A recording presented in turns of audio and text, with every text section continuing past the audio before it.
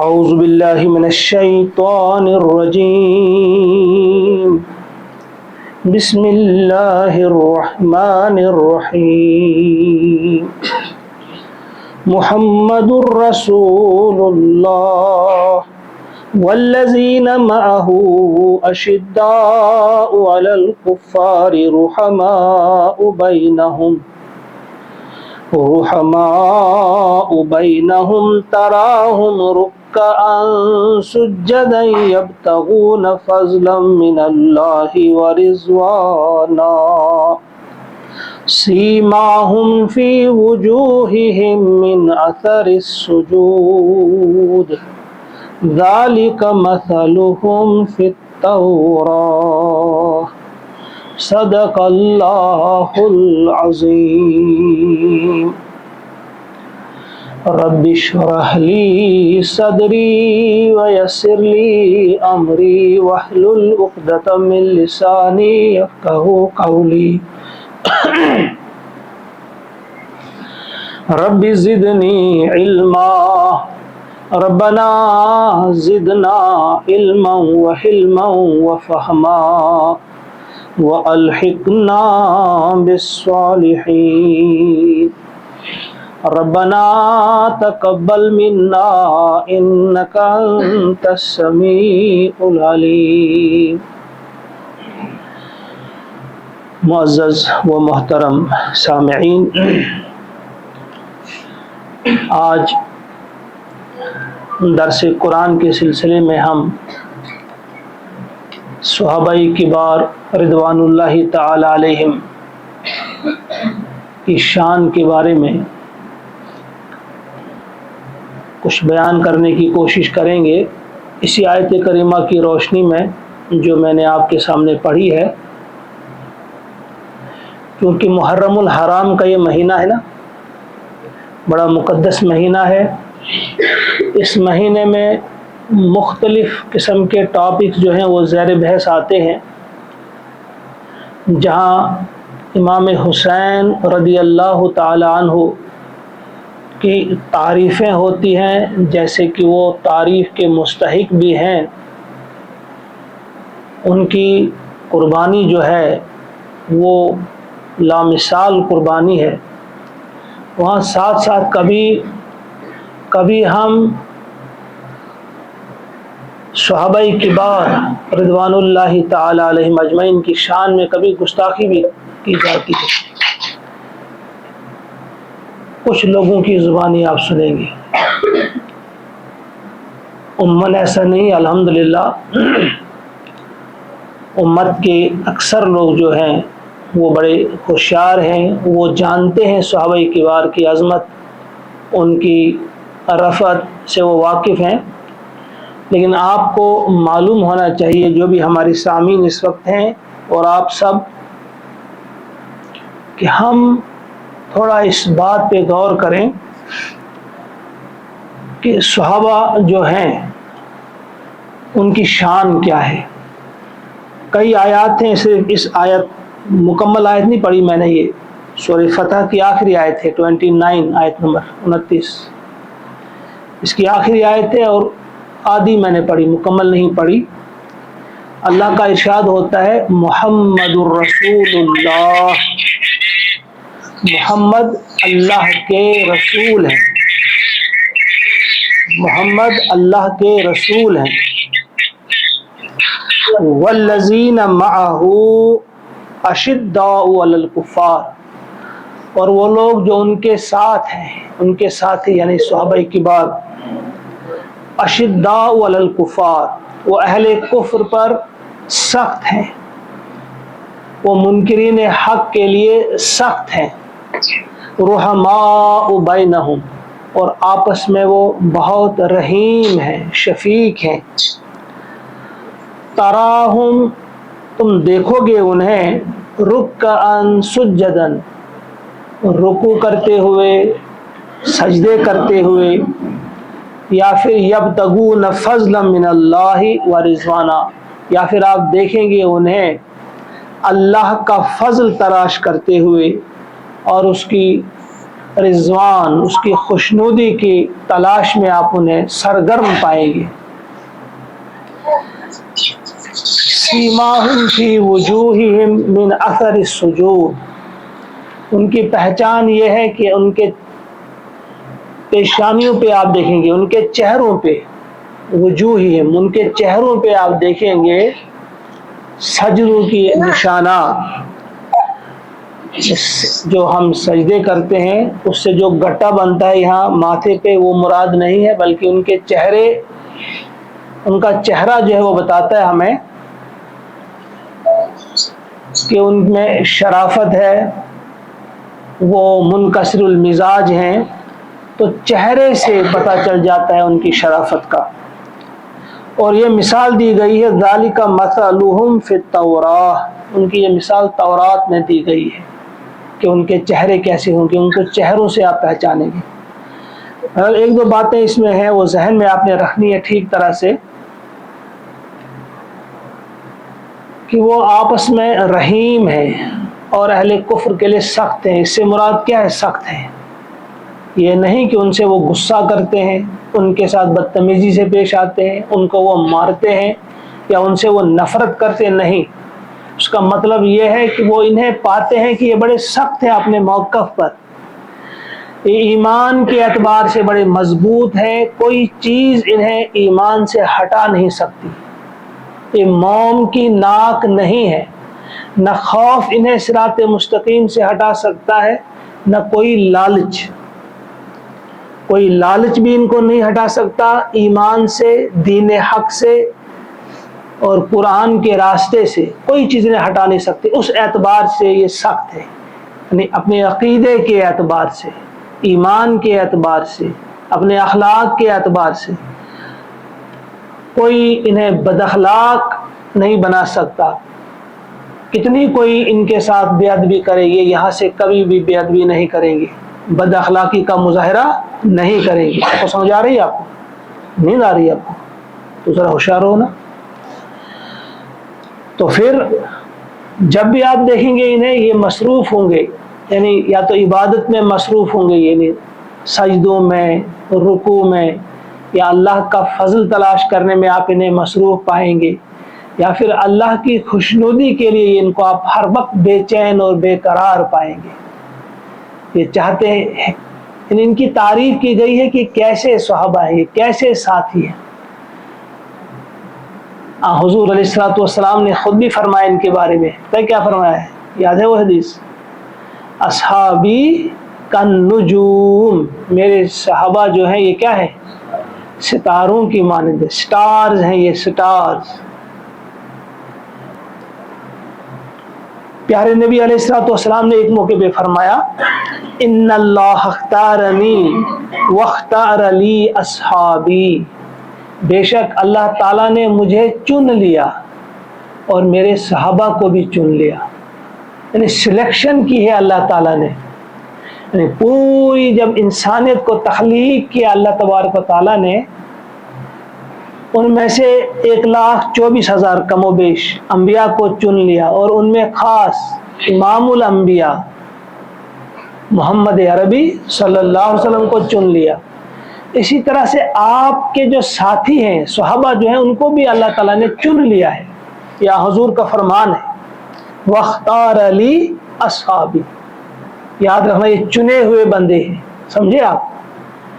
دوسری چیز، دوسری حدیث پاک بھی یاد رکھیے، پیارے نبی نے فرمایا صلی اللہ علیہ وسلم لا تسبوا اصحابی، میرے صحابہ کو برا مت کہو، گالی مت دو، گستاخی مت کرو میرے صحابہ کے شان میں.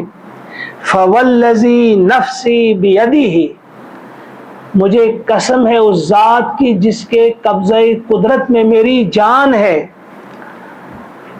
لو انفق احدکم مثل احد ذہب، اگر تم میں سے کوئی احد پہاڑ کے برابر بھی سونا کرے خرچ اللہ کی راہ میں، لما بلغ مدہم او نصیفہ، تو وہ ان کے مرتبے کو نہیں پہنچ سکتا. یعنی اس کا یہ خرچ کرنا جو ہے ان کے مقابلے میں جیسے آپ نے ایک مد خرچ کیا، آدھا 1 کلو مد یا اس کا نصف، یعنی جو کچھ صحابہ نے خرچ کیا جتنا بھی ان سے ہوا، چاہے جو دیے، چاہے کچھ کھجور دیے، کچھ بھی دیا، تھوڑا سا بھی کچھ دیا، ان کے مقابلے میں اگر آپ احد پہاڑ جو ہے اس کے برابر سونا دیں گے اللہ کی راہ میں، تو ان کے مقابلے میں ایسا سمجھا جائے گا جیسے آپ نے ایک مد دیا، تقریباً آدھا کلو جیسے دیا، او نصیفہ یا اس کا بھی آدھا، اس کا بھی آدھا، یعنی ان کی اس بلندی کو، ان کی عظمت کو، ان کی رفعت کو آپ نہیں پہنچ سکتے کتنا بھی آپ کریں۔ تو یہ حضور علیہ الصلوۃ والسلام کا فرمان ہے۔ پیارے نبی کو بھی ہم مصطفیٰ بھی کہا جاتا ہے، مجتبی بھی کہا جاتا ہے، چنا ہوا، سلیکٹڈ، اللہ تعالیٰ نے خود چن لیا ہے حضور علیہ الصلوۃ والسلام کو۔ اسی طرح سے ان کے صحابہ کو بھی چن لیا ہے۔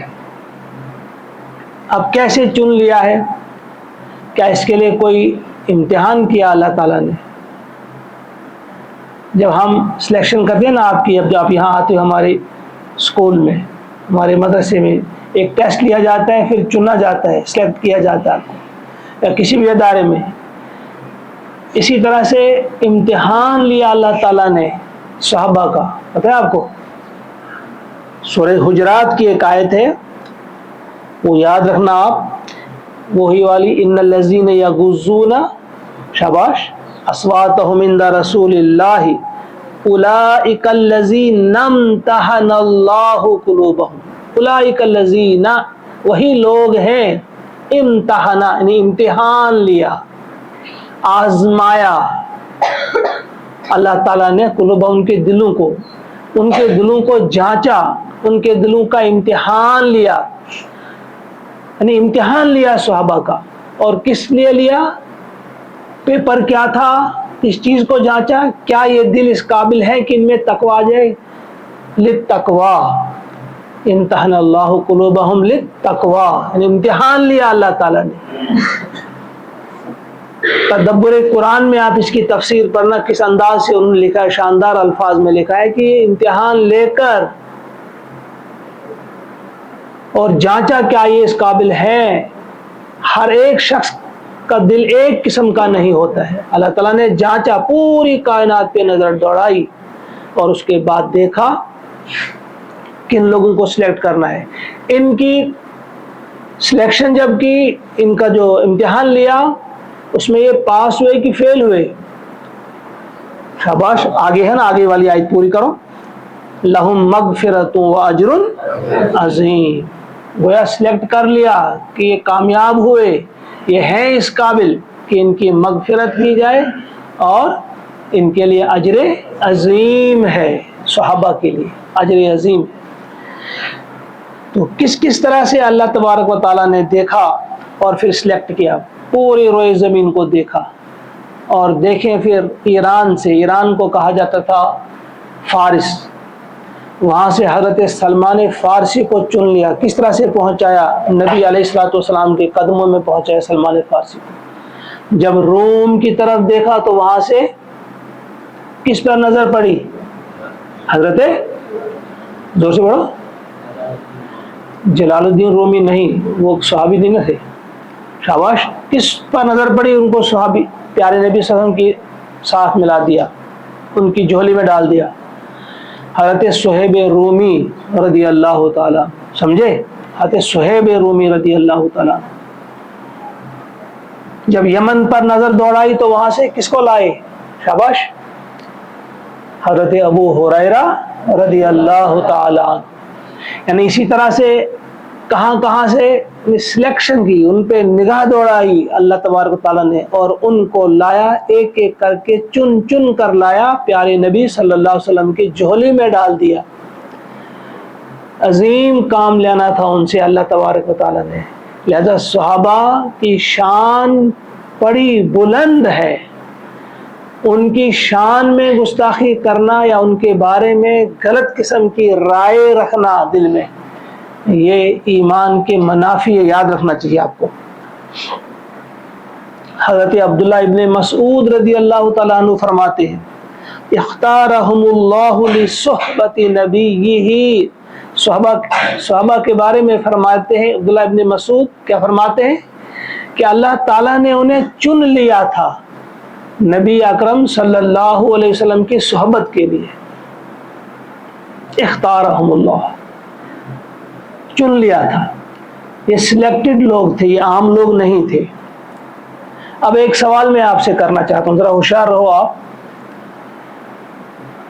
چن لیا تھا اللہ تبارک و تعالیٰ نے، اب نام ان کا کیا دیا؟ سب جانتے ہیں ان کو ہم کیا کہتے ہیں؟ صحابی کہتے ہیں نا، جمع ہے صحابہ.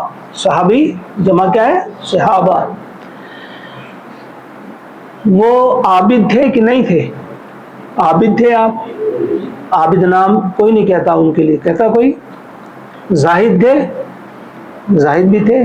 مجاہد تھے، مجاہد بھی تھے. متقی تھے، وہ مزکی بھی تھے، مربی بھی تھے، داعی بھی تھے.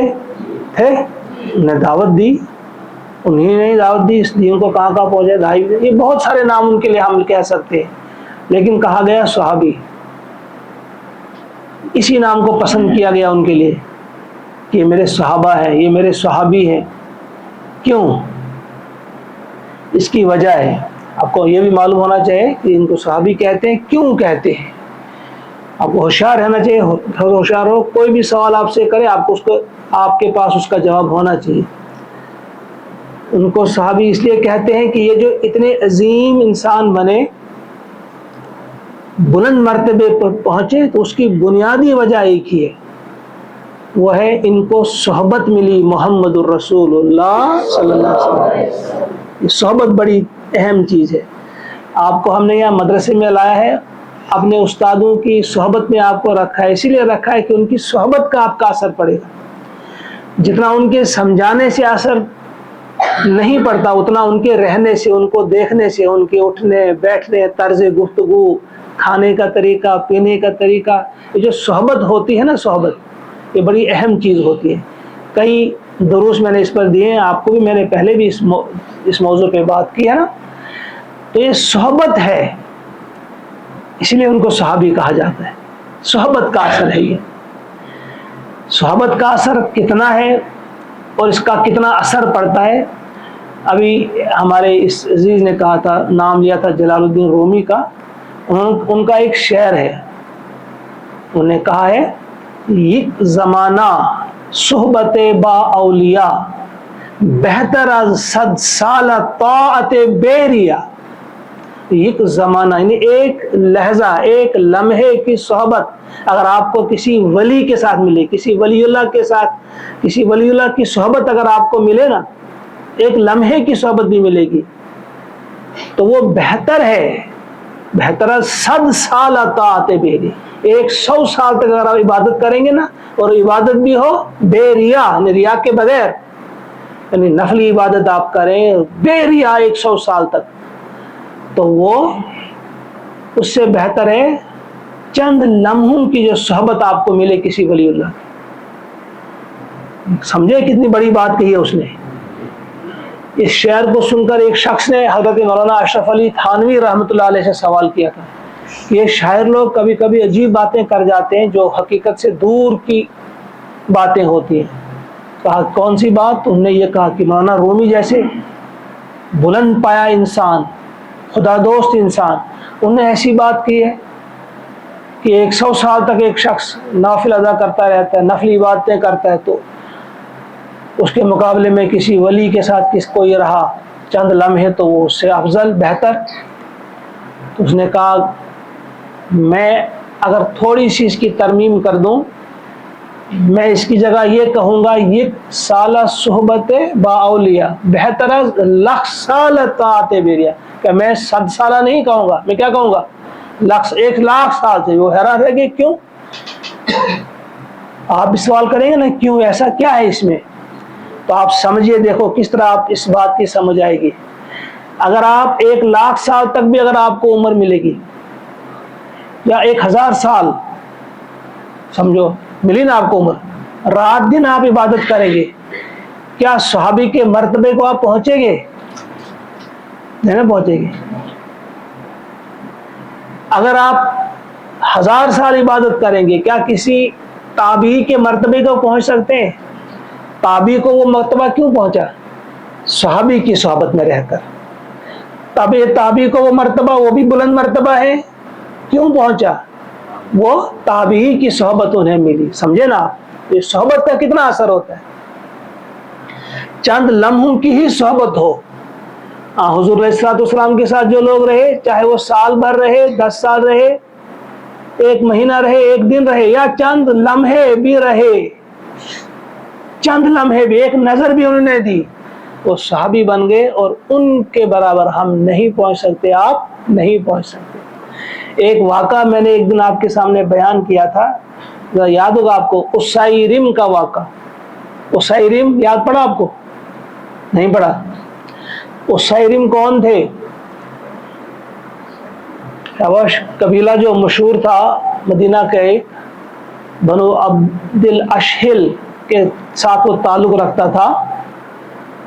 غزوہ احد کے بارے میں، غزوہ احد کے لیے جب روانہ ہو گئے وہاں سے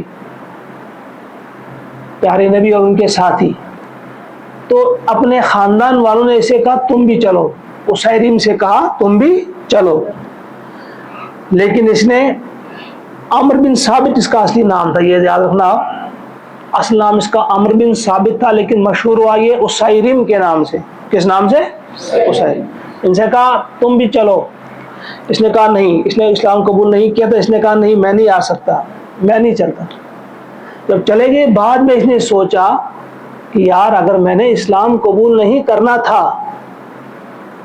اپنی خاندان کی عزت تو تھی، مجھے تو جانا چاہیے تھا۔ پھر اس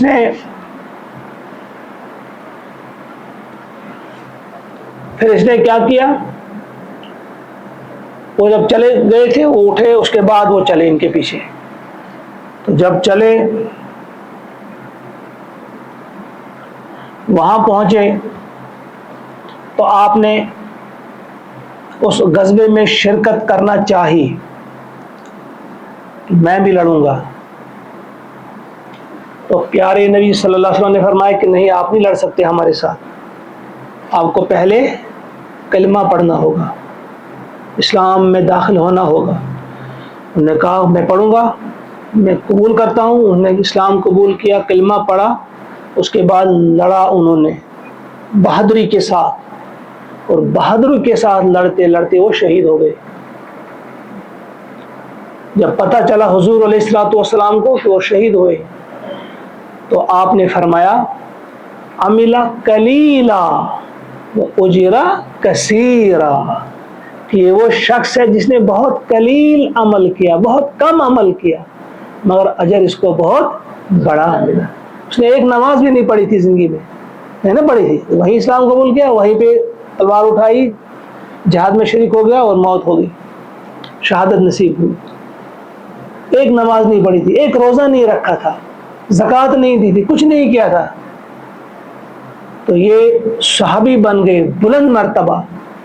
ذرا آپ سوچ سکتے ہیں ان کے بعد کوئی تابعی یا تبع تابعی، کوئی ولی اللہ، کیا ان کے مقام اور مرتبے تک پہنچ سکتا ہے؟ نہیں، وہ صحابی ہے، کیا ان کی چند لمحوں کی ہی صحبت ملی، مگر ملی کن کی صحبت؟ محمد رسول اللہ صلی اللہ علیہ وسلم کی صحبت ملی۔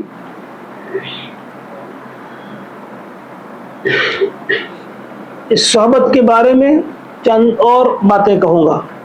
جب پیارے نبی صلی اللہ علیہ وسلم نے حضرت مصعب بن عمیر رضی اللہ تعالیٰ عنہ کو بھیجا، کہاں بھیجا تھا؟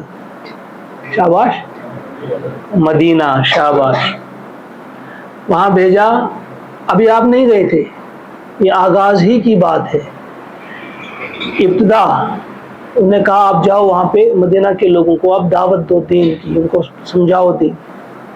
تو ان کی صحبت بھی، وہ بہرحال پیارے نبی صلی اللہ علیہ وسلم کے صحابی تھے، ان کی صحبت کا اثر تھا کہ بڑے بڑے لوگ فوراً جو ہے اسلام کے دائرے میں آ گئے۔ مشہور واقعہ ایک ہے، کئی بار میں نے اس کا تذکرہ بھی کیا، پھر آپ کو یاد دہانی کے لیے صحبت کا اثر میں بتاؤں گا اس کا کیا ہوتا ہے. کہ جب آپ دعوت دے رہے تھے تو سعد بن معاذ رضی اللہ تعالیٰ عنہ، وہاں کے ایک بہت بڑے لیڈر، انہیں پتہ چلا، انہوں نے اسید بن حذیر کو بھیجا، جاؤ ان کو نکالو یہاں سے، ہمارے محلے میں آیا ہے، یہاں کے ہمارے جوانوں کو خراب کر رہا ہے، وہ ان کے دین کو بدل رہا ہے، ان کو اجازت کس نے دی ہے ہمارے یہاں آنے کی، جاؤ ان کو نکالو وہاں سے.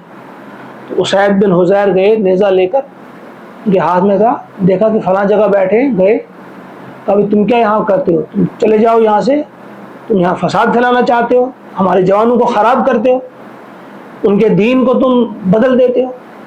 اس نے کہا آپ ذرا بیٹھیے، تحمل کیجئے، سنیے میں کیا کہتا ہوں، میری باتوں کو سنیے، اگر آپ کو پسند آئیں تو قبول کر لینا، اگر پسند نہیں آئیں گی تو میں چلا جاؤں گا، مجھے آپ سے کوئی جھگڑا نہیں.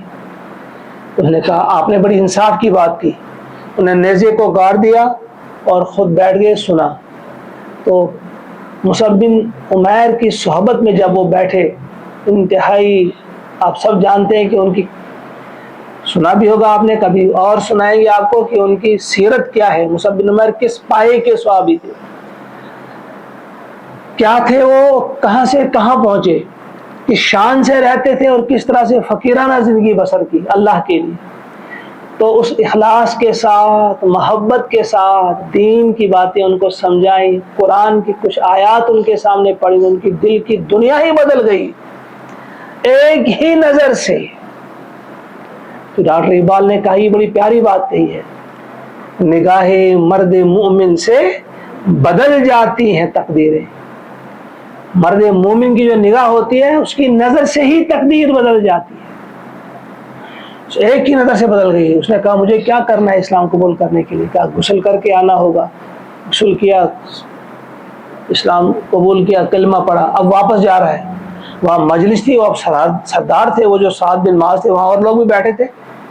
جب یہ واپس جاتے ہیں تو ان کو دیکھ کر پتہ ہے کیا کہا سعد نے، سعد بن معاذ نے دوری سے جب دیکھا پتہ کیا کہا، انہوں نے کہا لقد جاءکم اسید بغیر الوجہ الذی ذهب به،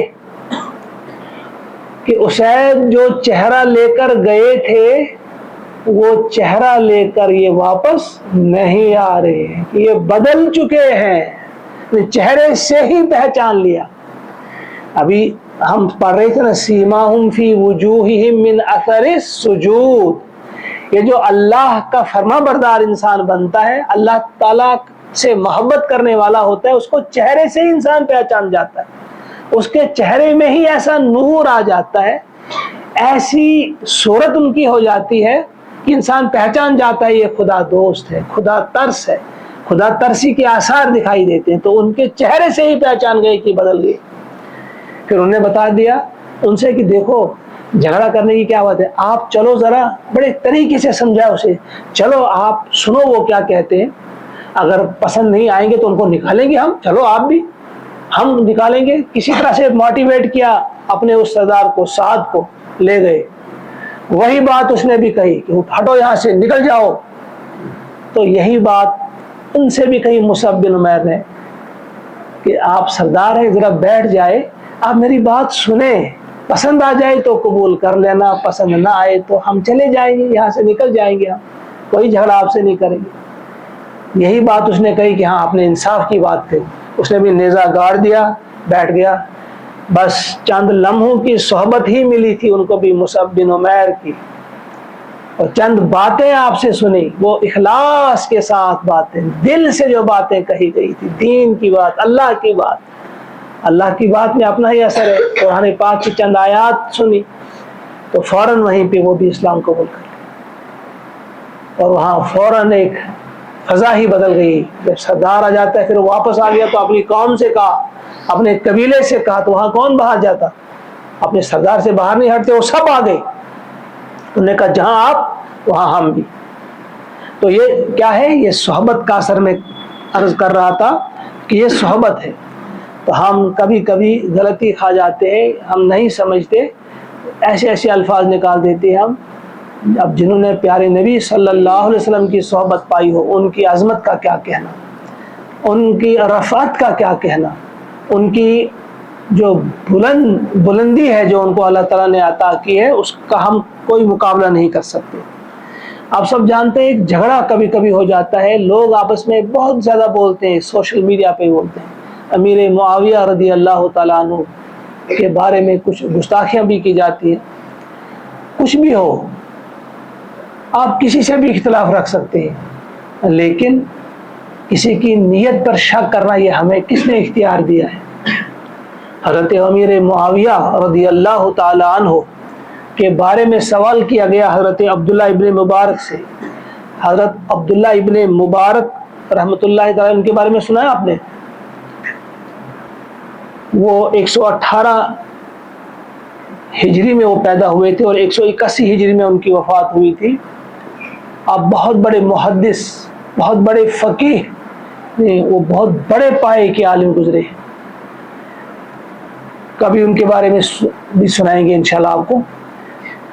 ان سے سوال کیا گیا ایک بار، آپ بتائیے ذرا امیر معاویہ اور حضرت عمر بن عبدالعزیز رحمۃ اللہ علیہ، ان دو میں سے کن کو آپ اونچا مقام دیں گے، کن کے بارے میں آپ کی زیادہ اچھی رائے ہے ان دو میں سے؟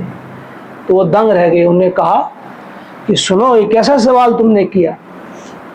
انہوں نے کہا کہ امیر معاویہ نے جو محمد الرسول اللہ صلی اللہ علیہ وسلم کے ساتھ جنگیں لڑی ہیں، ان جنگوں میں جو ان کی گرد جب دھول اٹھتی ہے نا، کہ وہ دھول جو ان کے گھوڑے کے نتھروں میں گئی ہے، گھوڑے کے نتھروں میں جو دھول گئی ہے، اس دھول کے برابر بھی نہیں ہے عمر بن عبدالعزیز۔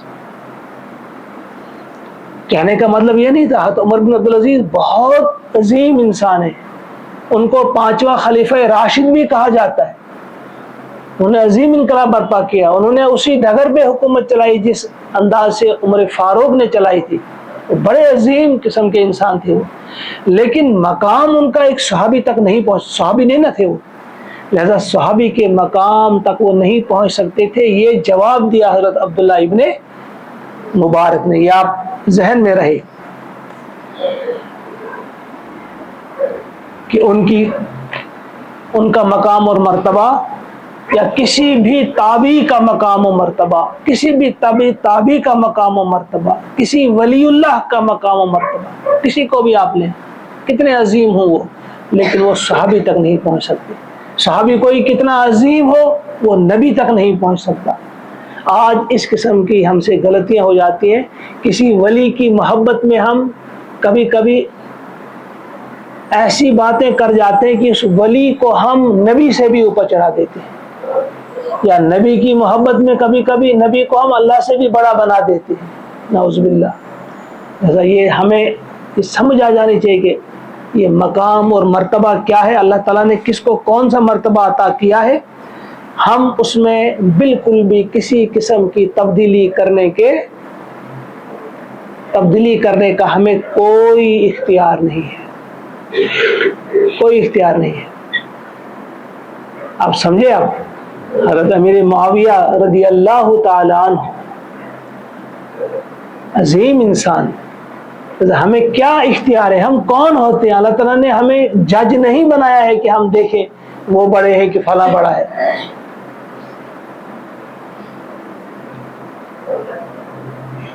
اس کے بعد جو ان کے بیٹے آگے ہیں یزید، اس کے بارے میں تو اتفاق رائے ہے کہ اس سے بڑا کوئی ظالم نہیں ہو سکتا، وہ تو بہت بڑا ظالم تھا، اس کو چھوڑیے آپ، اس کی بات نہیں ہو رہی ہے، اس کا دفاع نہیں کیا جانا چاہیے، نہ کوئی کرنا چاہیے۔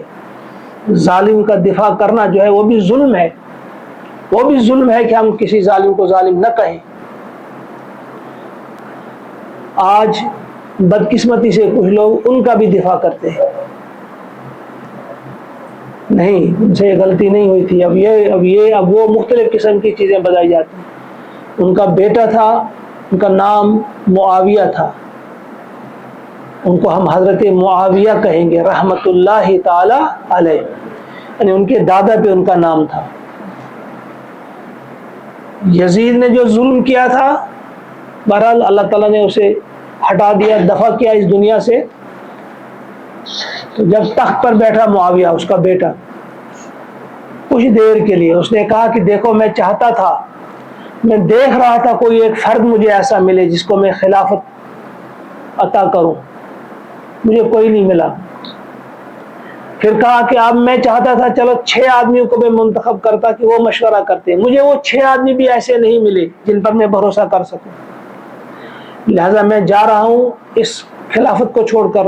اور یہ بادشاہت کیسی بادشاہت تھی پتہ آپ کو؟ اس وقت 66,06,000 میل مربع میل پر محیط تھی وہ سلطنت، آدھی دنیا سے زیادہ جس پر وہ حکومت کر رہے تھے. آج کوئی 1 انچ زمین چھوڑتا ہے کسی کے لیے، جھگڑا ہوتا ہے نا، 1 انچ پر جھگڑا ہوتا ہے، وہ پورا ملک چھوڑ کر جا رہے ہیں. کہتے ہیں میں اس تخت پر نہیں بیٹھ سکتا جو تخت جو ہے امام حسین کے خون سے جو آلودہ ہو. کہ یزید نے اپنے باپ کے لیے کہا کہ اس نے اس کا خون کیا ہے، ظلم کیا اس پر، تو اس تخت کی مجھے ضرورت نہیں، میں اس کو تھوکتا بھی نہیں. اب خود ہی آپ اندازہ کریں، یزید کا بیٹا کہتا ہے کہ یزید ظالم تھا، اس نے ظلم کیا ہے. اور آج کچھ لوگ اس کی حمایت میں چلے آتے ہیں کہ نہیں اس کی غلطی نہیں تھی، ایکچولی یہ ہے، فیکچولی یہ ہے، بس کسی نہ کسی طرح سے اس کو ڈیفینڈ کرنے کی کوشش کرتے. تو ایسا نہیں ہے. تو رہی صحابہ کی بات، تو میں نے پہلے ہی کہا کہ صحابہ کے بارے میں کوئی بھی کبھی بھی کسی قسم کی بد زبانی یا بد گمانی کبھی بھی نہیں رکھنی چاہیے، کبھی بھی نہیں رکھنا چاہیے. لہذا یہ جو مختصراً چند باتیں میں نے آپ کے سامنے رکھی اس آیت کی روشنی میں، محمد الرسول اللہ والذین معہ اشداء علی الکفار رحماء بینہم، یہی نہیں کئی موقعوں پہ آپ دیکھیں گے کہ اللہ تعالیٰ نے کس کس انداز سے تعریف کی ہے صحابہ کی. رضی اللہ عنہم ورضوا عنہ، انہی کے بارے میں اللہ ان سے راضی ہو گیا اور وہ اللہ سے راضی ہو گئے. اس سے بڑی اور کیا چیز ہو سکتی ہے؟ جن کو خوشخبری ملی، جن کے بارے میں اللہ تعالیٰ نے کہا کہ میں ان سے راضی ہو گیا. لہٰذا ہمارے دل میں بڑی محبت ہونی چاہیے. قرآن کا درس ہے، یہ قرآن ہمیں سکھاتا ہے. ہم کبھی کبھی سمجھتے ہیں کہ یہ صحابہ جو ہے یہ تاریخی شخصیات ہیں، تاریخی شخصیات بھی ہیں، لیکن اس سے بڑھ کر یہ قرآنی شخصیات ہیں. تاریخی شخصیات بھی ہیں لیکن یہ قرآنی شخصیات ہیں. قرآن نے ان کی تعریف کی ہے، قرآن نے ان کے بارے میں یہ بتایا ہے. ہم کون ہوتے ہیں وہاں سے باہر اپنے آپ کو نکالنے والے؟ لہذا ہم اللہ سے دعا کرتے ہیں کہ ہم سب کو توفیق عطا فرمائے کہ ہم ان باتوں پہ دھیان دیں، ہم سمجھنے والے بنیں، ہم قرآن پڑھنے والے بنیں، اور جس طرح سے صحابہ نے قرآن کو پڑھا، قرآن سے جو ان کا شغف تھا، جو ان کی محبت تھی، آپ نے پڑھا ہوگا کتنا وہ قرآن پڑھتے تھے. آپ کو معلوم ہے ان کے پاس کتنی کتابیں ہوتی تھی، بڑی بڑی لائبریریاں ہوتی تھی، 1000 2000 کتابیں ہوتی تھی بھائی نہیں ہوتی تھی. کوئی کتاب نہیں ہوتی تھی ان کے پاس، صرف ایک قرآن. سمجھے؟ صرف ایک قرآن، یہ قرآن ہی کافی ہے. اگر آپ قرآن کو اپنے سینے میں اتاریں گے، مگر طوطے کی رٹ کی طرح نہیں، سمجھ کر ایک ایک لفظ قرآن کا جو ہے آپ سمجھو ایک لائبریری ہے وہ، جب ایک ہی لفظ پہ آپ غور کریں گے. ایسا قرآن پاک کو آپ نے پڑھنا ہے، اسی پہ زیادہ زور دینا ہے. اس کی تفسیر کے بغیر کوئی بات ہی نہیں آئے گی سمجھ میں کہ ہم کیا پڑھ رہے ہیں، کس کے بارے میں پڑھ رہے ہیں.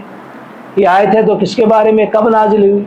لہذا قرآن کو اپنا اوڑھنا بچھونا بنانا ہے، قرآن پاک کو سمجھنا ہے، قرآن پاک پر تدبر اور تفکر کرنا ہے، غور و فکر کرنا ہے قرآن پاک پر، اور اس کے بعد اپنی زندگی اسی کے مطابق ہم نے بسر کرنی ہے. اسی قرآن کو اپنا راہبر اور رہنما بنایا صحابہ کبار نے، اور صحبت اختیار کی محمد الرسول اللہ صلی اللہ علیہ وسلم کی، تو آپ دیکھتے ہیں کہ ان کی زندگیاں کیسے بدل گئی۔ اللہ تعالیٰ مجھے بھی، آپ کو بھی، ہم سب کو توفیق عطا فرمائے کہ ہم قرآن پاک کے پڑھنے والے بنے، سمجھنے والے بنے اور عمل کرنے کی اللہ تعالیٰ ہم سب کو توفیق عطا فرمائے۔ ربنا تقبل منا انک انت السمیع العلیم، سبحان ربک رب العزت عما یصفون وسلام علی المرسلین والحمد للہ رب العالمین، آمین۔ السلام علیکم۔